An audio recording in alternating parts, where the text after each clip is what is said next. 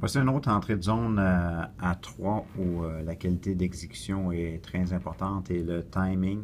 Il y a une bonne communication entre les trois attaquants qui exécutent l'entrée de zone. On va commencer par une sortie de zone régulière.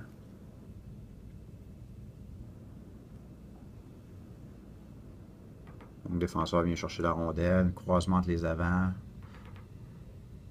passe au centre qui est rendu à l'aile. Donc une autre passe en sortie de zone, passe en zone neutre.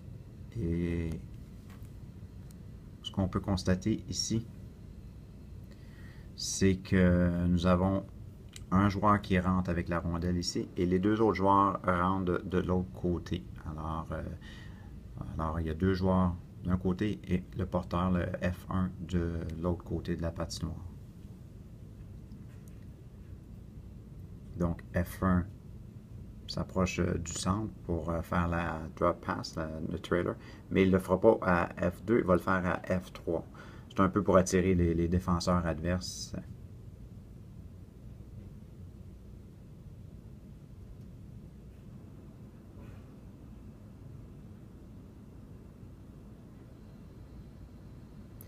Et à niveau F3, plusieurs que trois options. Il peut être très créatif ici.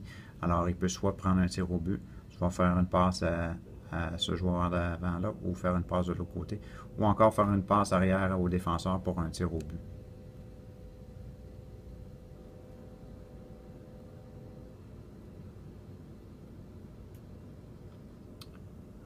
Donc, le tout, c'est d'être créatif en zone adverse, en entrée de zone, et essayer d'attirer un ou les deux défenseurs vers le porteur qui fait une passe arrière, et pour laisser un peu d'espace de manœuvre à la F2 ou encore à F3 pour prendre un lancer au filet.